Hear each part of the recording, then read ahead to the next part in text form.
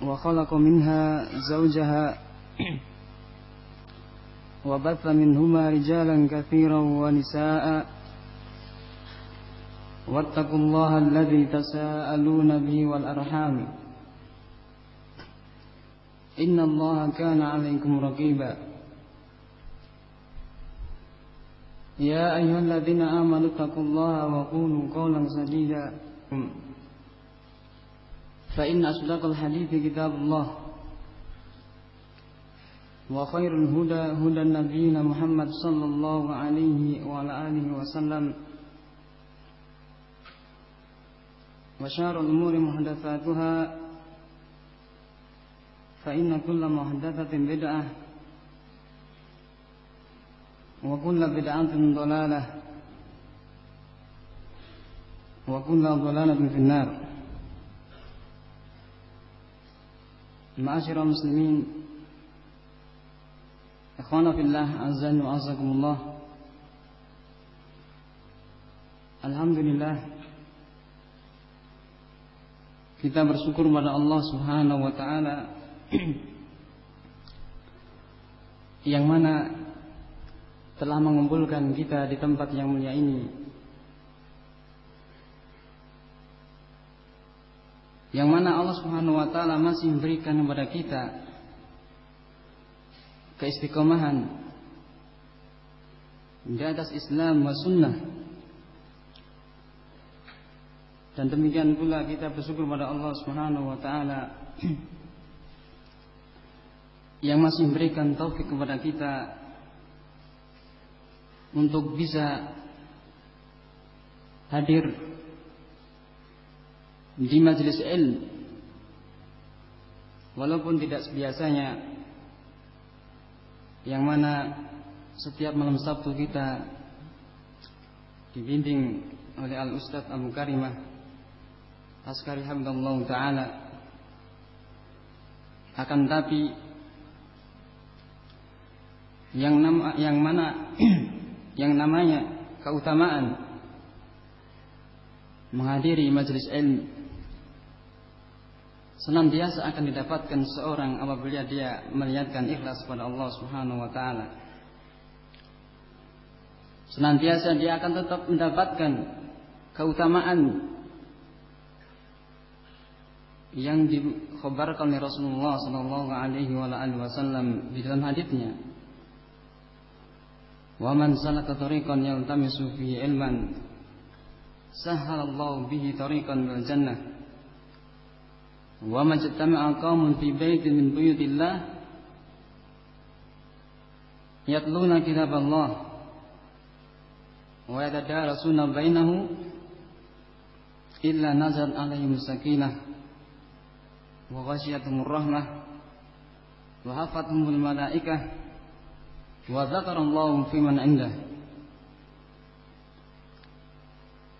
Barang siapa yang berkumpul suatu kaum di salah satu rumah-rumah Allah Subhanahu wa taala, yang mana mereka membaca ayat-ayat Allah Subhanahu wa taala dan saling mempelajari di antara mereka, mempelajari Alkitab dan Sunnah sesuai dengan apa yang diinginkan oleh Allah Subhanahu wa taala dan Rasulnya, sesuai dengan apa yang dipahami oleh para salaful ummah, maka Allah Subhanahu wa taala akan menurunkan sakinah, ketenangan pada mereka, dan Allah Subhanahu wa taala akan meliputi mereka dengan rahmahnya, dan juga Allah Subhanahu wa taala akan menjadikan para malaikat itu meliputi mereka, dan senantiasa Allah Subhanahu wa taala akan menyebut mereka di sisi makhluk yang mulia dari kalangan para malaikat. Maka keutamaan akan senantiasa didapatkan oleh seorang yang dia menghadiri majelis ilmu, mengikhlaskan niatnya hanya mengharapkan keridhaan Allah Subhanahu wa taala, mempelajari Al-Qur'an dan Sunnah sesuai dengan apa yang dibimbingkan oleh Rasulullah sallallahu alaihi wasallam, sesuai dengan pemahaman yang benar. Tidaklah setiap majelis ilmu itu mesti mendapatkan apa yang disebutkan tadi di dalam hadis Rasulullah sallallahu alaihi wasallam, ketenangan, rahmah yang Allah turunkan, ataupun malaikat senantiasa meliputi mereka. Tidak demikian. Karena sungguhnya yang akan mendapatkan keutamaan-keutamaan ini hanya mereka, orang-orang yang hadir di dalam majelis ilmu, yang di situ diajarkan Al-Quran dan Sunnah sesuai dengan pemahaman salaful ummah. Karena Allah Subhanahu wa taala telah menyebutkan dalam Al-Qur'an Karim di dalam surat An-Nisa, Allah Subhanahu wa taala menyatakan, "Wa qad nazzala 'alaikum fi kitabin an idza sami'tum ayatillahi yukfaru biha wa istahza'u biha fala taq'udu ma'hum hatta yakhudhu fi haditsin ghairi innakum idzan mithlahum." Dan sungguh telah diturunkan kepada kalian Alkitab, Al-Qur'an Karim, apabila kalian mendengar ayat-ayat Allah Subhanahu wa taala itu diingkari, diolok-olok ayat Allah Subhanahu wa taala, tidak dipahami, tidak dipelajari sesuai dengan apa yang diinginkan oleh Allah Subhanahu wa taala. Demikian pula sunnah-sunnah Rasulullah sallallahu alaihi wasallam tidak dipahami sesuai dengan pemahaman yang diinginkan oleh Rasulullah sallallahu alaihi wasallam. Fala taq'udu ma'hum, jangan kalian duduk bersama mereka sampai mereka itu membicarakan yang lainnya. Kalau seandainya kalian tetap bersama mereka, innakum idzan mithlahum, niscaya kalian akan termasuk dari kalangan mereka. Maka ikhwana fillah, azani wa azakumullah, tentunya suatu kenikmatan yang Allah Subhanahu wa taala berikan bagi hambanya, tatkala senantiasa Allah Subhanahu wa taala masih memberikan taufik kepada hamba tersebut untuk menggerakkan hati mereka senantiasa hadir di majalisul ilm, yang di situ diajarkan Alkitab dan Sunnah sesuai dengan pemahaman yang benar, sesuai dengan apa yang diinginkan Allah Subhanahu wa taala dan Rasulnya. Maka tidak sepantasnya lah bagi seorang untuk takhalluf, meninggalkan majalisul ilm selama mereka masih mampu untuk bisa menghadirinya, walaupun hanya sekedar dia mendengarkan hadis yang dibacakan ataupun ayat yang dibaca, karena keutamaan itu akan senantiasa dia dapatkan dari sisi Allah Subhanahu wa taala, sebagaimana disebutkan dalam hadis-hadis. Sakinah, ketenangan yang dia akan meroleh, rahmat Allah Subhanahu wa taala akan senantiasa turun pada majelis tersebut. Naam, ikhwana fillah, azan wa azakumullah, suatu faedah yang mungkin kita bisa sampaikan ketika di majelisnya Syekh Abdul Rahman hafizallahu taala, yang mana kebiasaan kebanyakan pada setiap hari Kamis itu waktu terutama pada zuhur digunakan untuk anak-anak. Apakah mereka membaca hadis ataukah yang lainnya, menyetorkan matan. Maka ada di antara yang hadir tersebut menganggap yang demikian adalah sesuatu yang ringan, sesuatu yang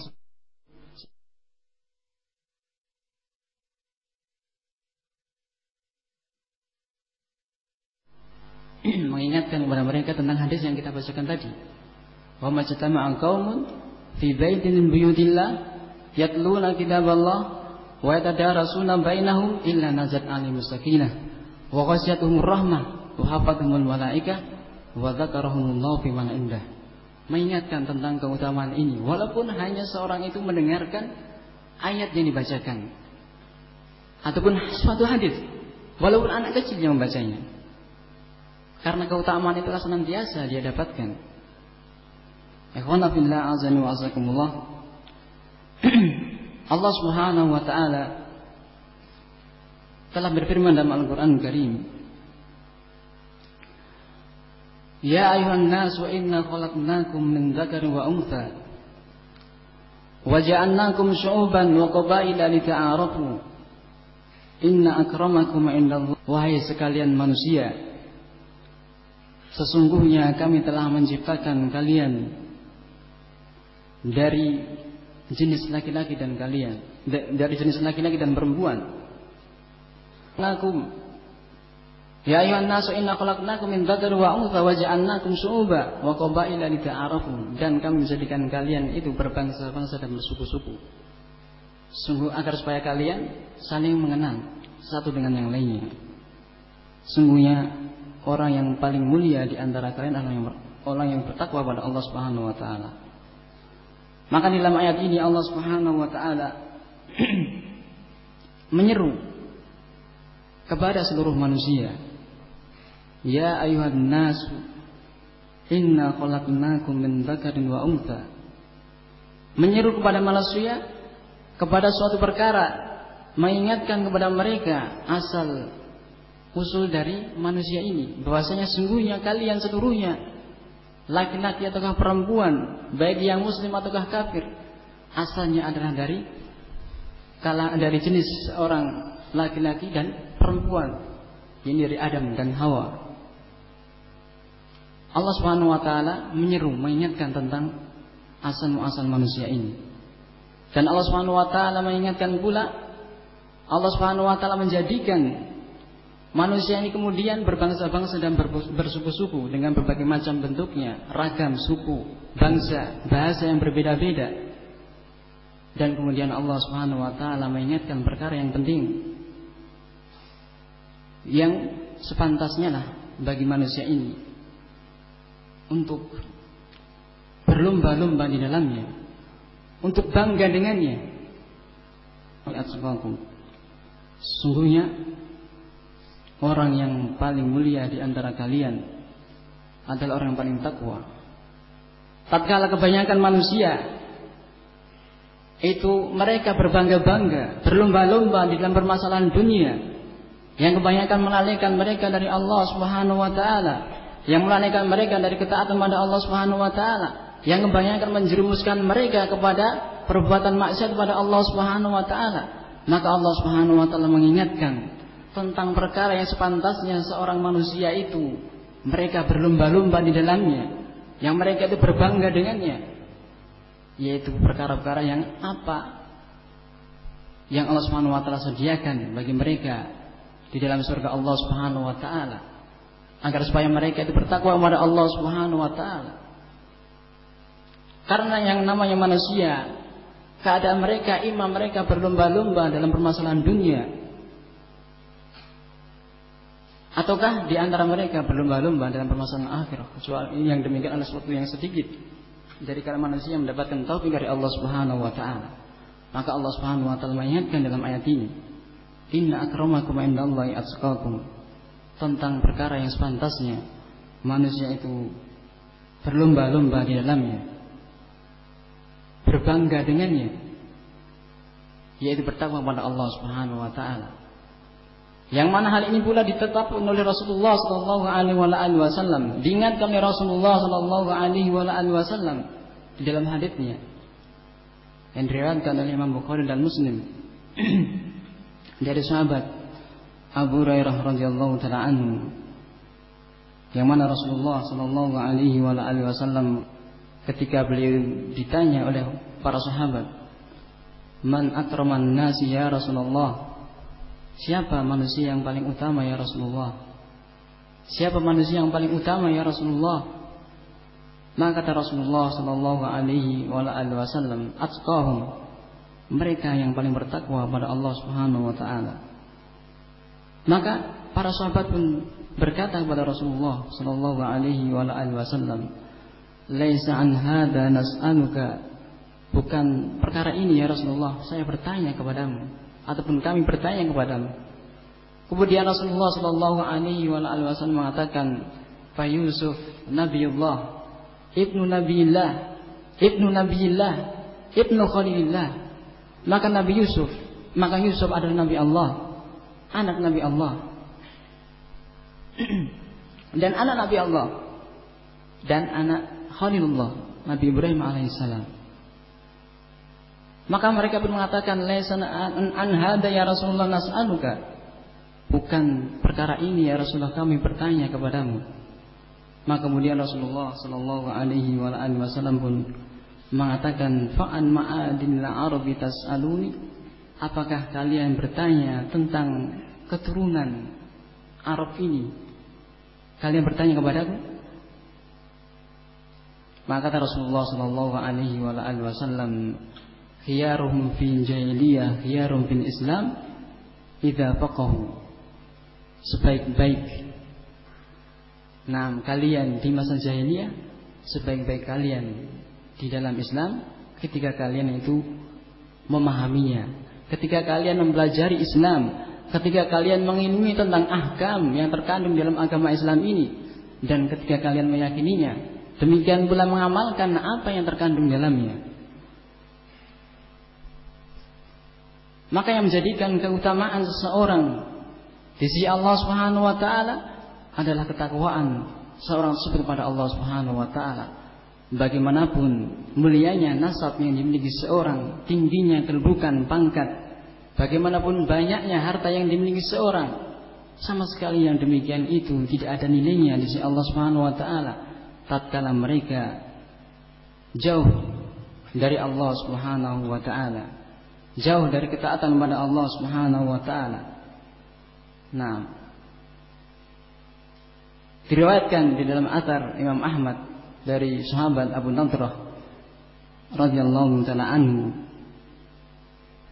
bahwasanya beliau mengatakan, haddatsani man sami'a khutbah Rasulullah sallallahu alaihi wa alihi wasallam fi wasati ayyam tasriq, telah mengabarkan kepadaku orang yang mendengar khutbahnya Rasulullah sallallahu alaihi wa alihi wasallam di pertengahan hari-hari tasriq.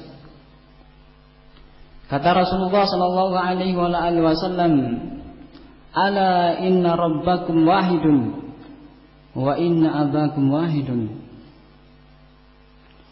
wala ala wala fadla lil arabi ala al ajam wala al ajam ala al arab wala al ahmar ala al aswad wala al aswad ala al ahmar illa bi taqwa.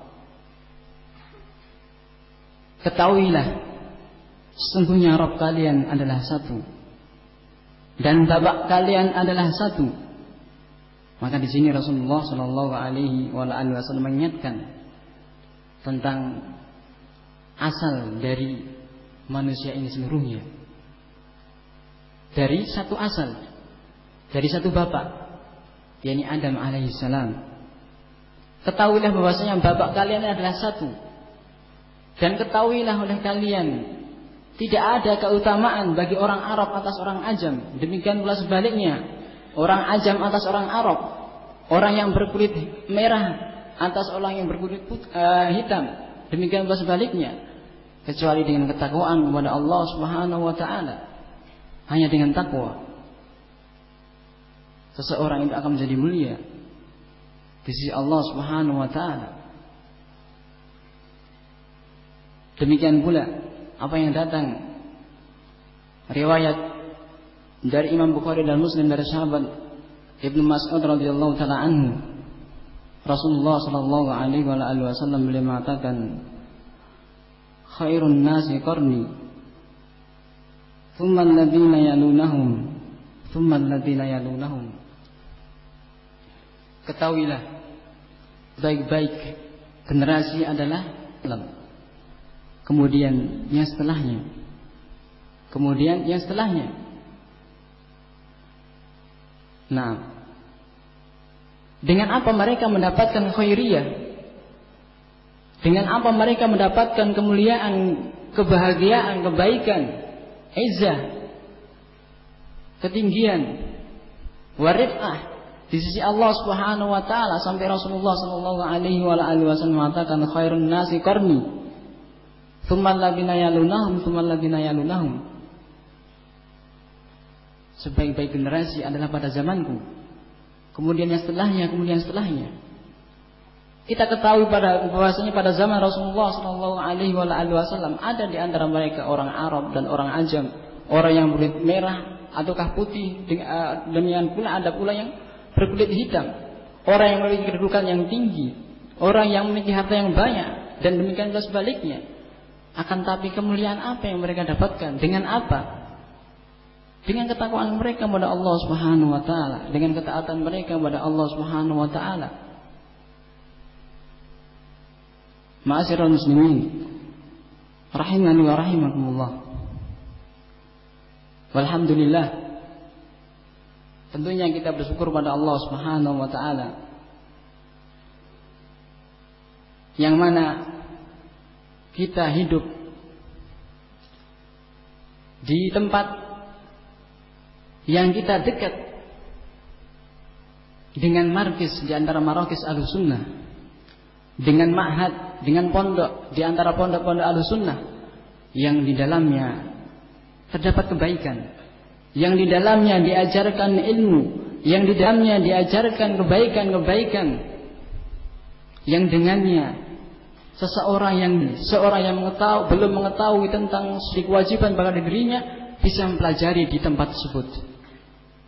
Alhamdulillah, kita hidup dekat dengan salah satu markis ataupun ma'had Ahlussunnah yang diajarkan ilmu di dalamnya, yang tentunya itu suatu perkara yang kita perlu bersyukur kepada Allah Subhanahu wa taala.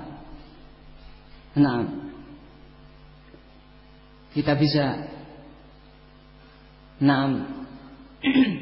mendapatkan barokah dari ma'had ini dengan kita bisa mempelajari agama dengan apa yang diinginkan Allah Subhanahu wa taala sesuai dengan pemahaman salaful ummah. Karena dengan ilmu inilah, dengan ilmu yang dibawa oleh Rasulullah sallallahu alaihi wasallam, dengan pemahaman yang benar yang akan menuntunkan kepada kita untuk mendapatkan kebaikan di dunia wal akhirah. Kita mengetahui bahwasanya yang namanya manusia siapapun dia, baik yang muslim ataukah kafir, menginginkan bahwasanya yang kehidupan dia itu penuh dengan kebaikan, senantiasa mendapatkan kebaikan, dan terus Allah Subhanahu wa taala tambahkan kebaikan tersebut, dan dia mengharapkan kebaikan tersebut tidak terlepas pada dirinya, langgeng siapapun dia, hatta orang kafir. Syekh Muhammad bin Abdul Wahhab rahimahullah taala an-Najdi, beliau menyebutkan suatu bab khusus di dalam kitab beliau, kitab Tauhid, bab man tabarraka bisyajarin aw hajarin aw nahwihima, bab seseorang ini bertabaruk kepada pohon ataukah bebatuan ataukah yang semisalnya. Kemudian beliau membawakan dalil dari firman Allah Subhanahu wa taala, afara'aitumul lata wal uzza wal manata tsalitsatan ukhra. Khabarkanlah kepadaku wahai orang-orang musyrik tentang apa itu Lata, apa itu Uzza, apa itu Manat, berhala-berhala yang kalian sembah selain daripada Allah Subhanahu wa taala. Apakah mereka itu bisa mendatangkan kebaikan-kebaikan ataukah menolak kemadaratan? Terangkanlah, khabarkanlah kepadaku tentang berhala-berhala tersebut.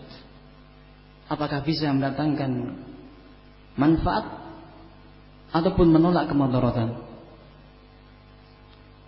Yang mana dijelaskan oleh Syekh Abdurrahman Al-Syekh yang termasuk dari cucu Syekh Muhammad bin Abdul Wahhab rahimahullah ta'ala, bahwasanya sisi kesesuaian ayat ini dengan bab yang disebutkan oleh beliau Syekh Muhammad bin Abdul Wahhab rahimahullah ta'ala, karena sungguhnya mereka orang-orang musyrik beribadah kepada berhala-berhala ini dalam rangka mengharapkan barokah dari sesembahan-sembahan yang mereka sembah selain daripada Allah Subhanahu wa taala. Apa itu barokah? Sebagaimana dijelaskan oleh para ulama, di antaranya Ibnu Qayyim rahimahullah taala,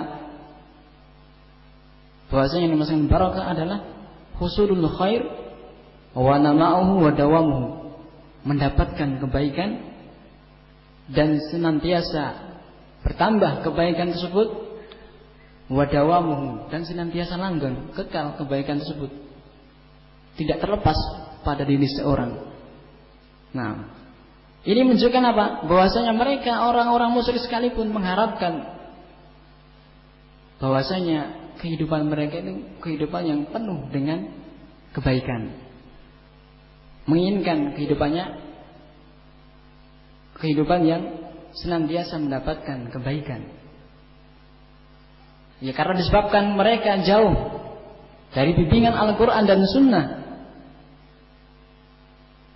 sehingga mereka keliru menempuh jalan untuk mendapatkan kebaikan dari si Allah Subhanahu wa Ta'ala, sehingga mereka terjatuh kepada kesyirikan. Akan tapi anehnya, yang demikian ini langkah-langkah mereka diikuti oleh tidak sedikit dari kaum muslimin yang mereka menempuh thariqah, jalan-jalan yang dilakukan oleh orang-orang musyrik pada zaman dahulu. Kita melihat ataukah mendengar ada di antara kaum muslimin datang pada kuburan, datang pada wali. Tujuannya apa? Mendapatkan barokah dari mereka. Kenapa demikian? Karena mereka jahil. Karena mereka tidak mau mempelajari agama Allah Subhanahu wa Ta'ala. Karena mereka amat sangat jauh dari bimbingan Al-Quran dan Sunnah Rasulullah Sallallahu Alaihi Wasallam. Disebabkan karena mereka tidak mau mempelajari agama Islam ini benar. Nah, karena kalau seandainya mereka mau mempelajari Al-Quran dan Sunnah, niscaya mereka akan mendapatkan Al-Quran dan Sunnah tersebut akan membimbingkan di antara jalan-jalan yang bisa mengantarkan mereka itu mendapatkan apa yang mereka inginkan dari kebahagiaan di dunia wal akhirah tentunya.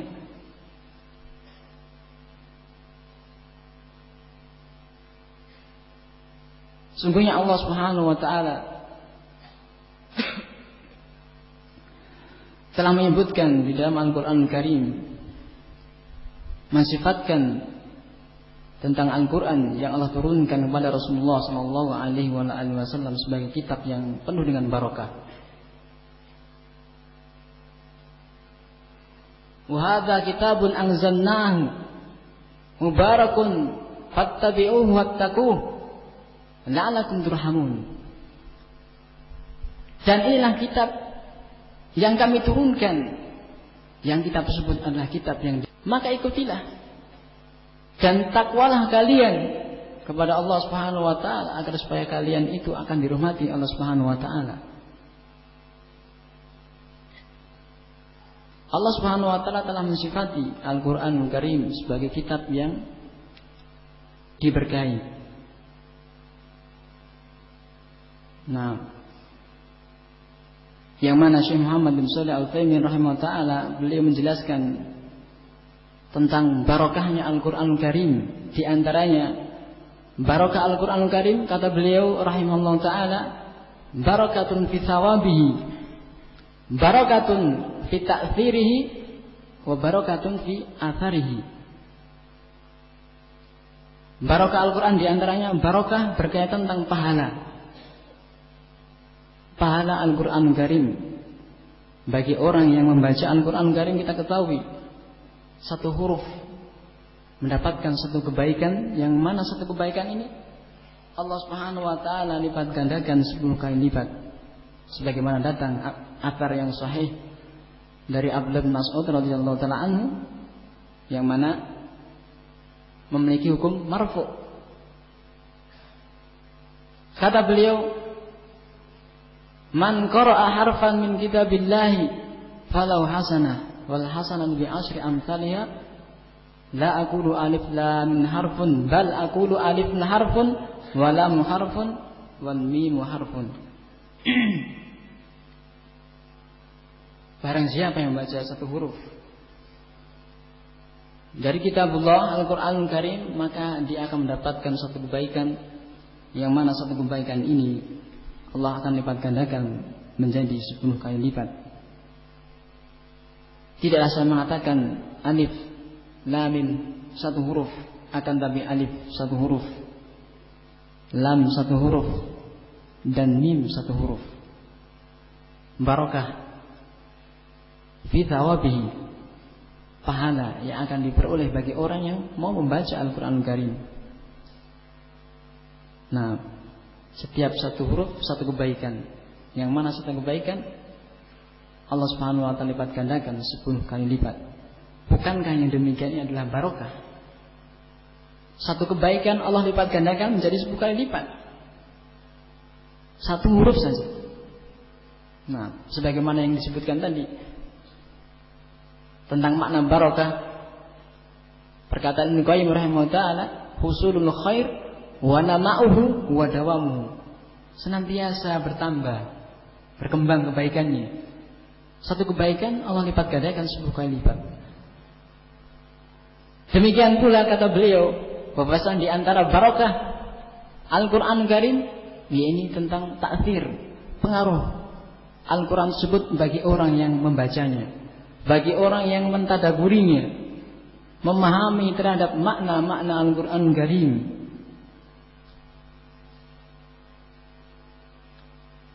Allah Subhanahu wa taala telah berfirman dalam Al-Qur'an Karim, "Lau anzalna hadzal Qur'ana 'ala jabalin la ra'aitahu khashi'an mutasaddian min khasyatillah." Kalaulah seandainya Al-Qur'an Karim ini kami turunkan kepada gunung, niscaya gunung itu akan hancur karena takut kepada Allah Subhanahu wa taala.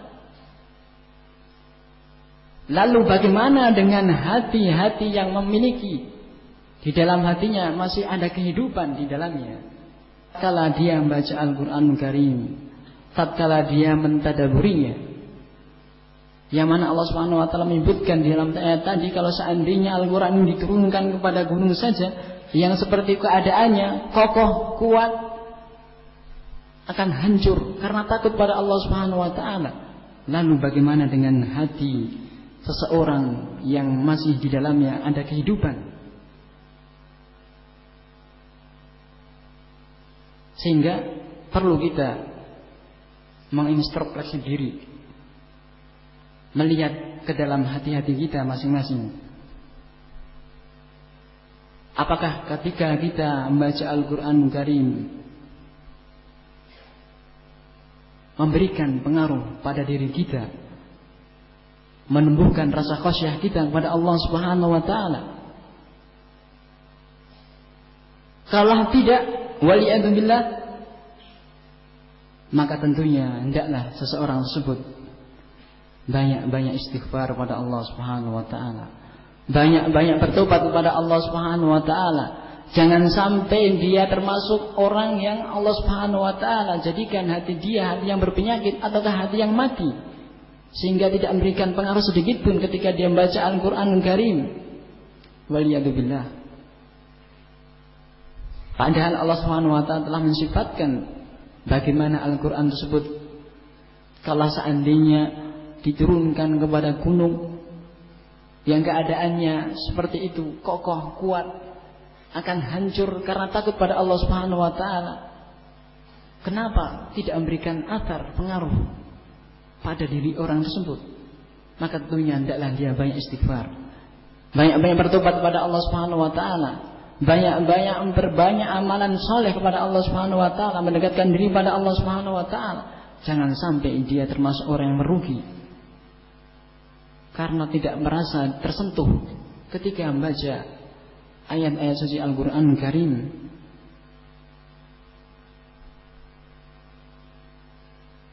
Ikhwana fillah azza wa jazakumullah. Demikian pula barokah Al-Qur'an tersebut, yakni berkaitan dengan athar, natijah, hasil yang akan diperoleh ketika seorang itu mengamalkan Al-Qur'an Karim. Izzah, kemuliaan di dunia wal akhirah yang akan dia dapatkan di sisi Allah Subhanahu wa taala. Kita melihat di zamannya Rasulullah sallallahu alaihi wasallam, di zamannya para sahabat ridwanullah alaihim ajmain, bagaimana Allah Subhanahu wa taala bukakan masyarikul ardi wa magharibaha bagi kaum muslimin. Kaum muslimin bisa menguasai hampir 2/3 dunia tatkala mereka mengamalkan Al-Qur'an Karim. Innallaha yarfa'u bihadzal kitab aqwa wa yadh'u biha al-akharin, kata Rasulullah sallallahu alaihi wasallam.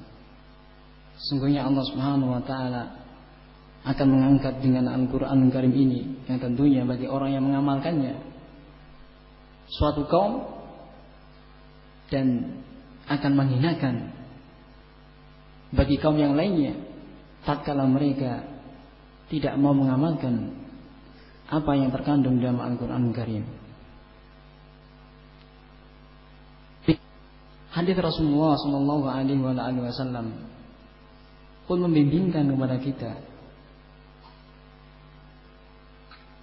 jalan-jalan yang bisa mengantarkan seorang itu mendapatkan kebaikan yang diharapkan, barokah hidupnya.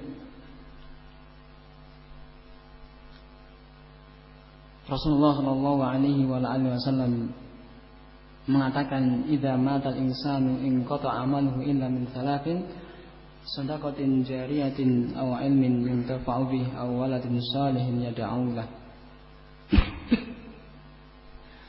Apabila telah meninggal seorang manusia, maka akan terputuslah amalannya,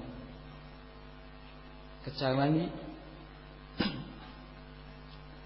sedekah jariyah, harta yang dia infakkan di jalan Allah Subhanahu wa taala. Apakah dia gunakan untuk membangun masjid Allah Subhanahu wa taala, ataukah dia gunakan untuk membangun madrasah yang di situ diajarkan Alkitab dan Sunnah sesuai dengan pemahaman salaful ummah, ataukah yang lainnya dari amalan-amalan jariyah yang senantiasa amalan tersebut akan mengalir pada diri seorang hamba yang melakukan amalan ini.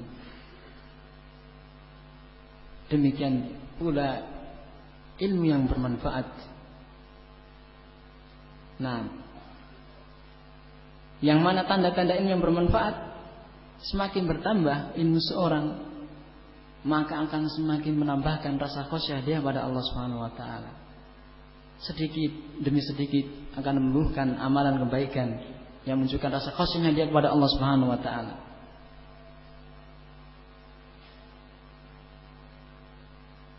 Demikian pula waladun shalihin yad'ulah, anak yang saleh yang senantiasa mendoakan kedua orang tuanya, yang tentunya ini memberikan faedah kepada kita tentang pentingnya tarbiyah, pendidikan anak bagi seorang, bagi orang tua untuk perhatian terhadap anak didiknya, terhadap anak-anaknya. Karena dengannya akan memberikan manfaat pada dirinya, baik di masa hidupnya ataukah ketika meninggalnya. Pahala yang akan dia dapatkan dari si Allah Subhanahu wa taala ketika amalan-amalan seorang itu terputus ketika dia telah meninggal. Bukankah yang demikian itu adalah merupakan yang diharapkan oleh setiap orang? Husulul khair wa dawamuhu wa nama'uhu, mendapatkan kebaikan, senantiasa bertambah kebaikan tersebut, dan Allah Subhanahu wa taala langgengkan kebaikan tersebut. Lihat bagaimana Allah Subhanahu wa taala jadikan amalan kebaikannya terus mengalir walaupun dia telah meninggal. Walaupun dia telah meninggal. Nah, demikian pula apa yang dijelaskan oleh Syekh Muhammad bin Shalih Al-Utsaimin rahimahullah taala ketika beliau menjelaskan hadis Rasulullah sallallahu alaihi wasallam. Karena Rasulullah sallallahu alaihi wasallam yadhkuru fi ala kulli ahyaihi, di mana Rasulullah sallallahu alaihi wasallam senantiasa berzikir pada Allah Subhanahu wa taala dalam setiap kondisinya, baik tidur, berbaring, berjalan, dalam kondisi apapun Rasulullah sallallahu alaihi wasallam berzikir pada Allah Subhanahu wa taala. Yang mana beliau rahimahullah taala menjelaskan, barang siapa yang mengharapkan umurnya, waktunya diberkahi oleh Allah Subhanahu wa taala sehingga Allah Subhanahu wa taala memberikan taufik pada dirinya untuk senantiasa mempergunakan waktu yang Allah berikan pada dirinya dalam kebaikan, dalam ketaatan pada Allah Subhanahu wa taala, maka hendaklah dia memperbanyak berzikir pada Allah Subhanahu wa taala. mengamalkan amalan-amalan azkar yang diajarkan oleh Rasulullah sallallahu alaihi wasallam. Amalan yang ringan bagi yang diringankan oleh Allah Subhanahu wa taala. Akan tapi keutamaan yang amat sangat besar yang akan dapatkan seorang ketika dia mengamalkannya, mudawamah di dalam mengamalkannya. Nah, berzikir kepada Allah Subhanahu wa taala dengan berbagai macam bentuk zikir yang diajarkan oleh Rasulullah sallallahu alaihi wasallam. Sekian banyak keutamaan dari keutamaan berzikir pada Allah Subhanahu wa taala. Dan di antaranya apa? Akan menjadikan seseorang itu mendapatkan taufik dari Allah Subhanahu wa taala, menjadikan hidupnya, waktunya diberkahi oleh Allah Subhanahu wa taala, sehingga Allah Subhanahu wa taala bimbingkan dia, waktu dia gunakan untuk ketaatan kepada Allah Subhanahu wa taala. Maka ikhwana fillah azza wa jazakumullah, tentunya suatu kenikmatan yang kita senantiasa terus mengingatnya agar senantiasa Allah Subhanahu wa taala menambahkan kepada kita kenikmatan tersebut. Nikmatnya kita diberikan keistiqomahan untuk senantiasa talabul ilmu, menuntut ilmu, mempelajari Alkitab dan Sunnah. Karena itulah jalan yang bisa mengantarkan kepada kita untuk mendapatkan kebahagiaan di dunia wal akhirah. Nah, sebagaimana kita sebutkan tadi, bagaimana Allah Subhanahu wa taala telah mengingatkan kepada kita di dalam ayat tadi yang kita sebutkan, inna akramakum indallahi atqakum, ataupun hadis Rasulullah sallallahu alaihi wasallam, bahwasanya orang yang paling mulia di sisi Allah Subhanahu wa taala orang yang paling bertakwa, yang mana pada hakikatnya makna takwa sebagaimana disebutkan oleh Talak bin Habib rahimahullahu taala, al-amalu fi ta'atillah ala nuri minallah tarju aw yarju thawaballah wa tarku maksiatillah makhafatan iqabillah ala nuri minallah. Yang namanya ketaatan atau takwa sebagaimana disebutkan oleh Talak bin Habib, beramal ketaatan kepada Allah Subhanahu wa taala di atas cahaya Allah Subhanahu wa taala, di atas ilmu, dan mengharapkan itu semuanya balasan dari Allah Subhanahu wa taala. Demikian pula meninggalkan kemaksiatan, takut siksa Allah Subhanahu wa taala, di atas cahaya Allah Subhanahu wa taala, di atas ilmu. Nah, yang dikatakan oleh Ibnu Qayyim rahimahullah taala, hadza ahsanu atau hadza na'am ahsanu haddi at-taqwa. Ini sebaik-baik definisi takwa yang disebutkan oleh Talak bin Habib rahimahullah taala.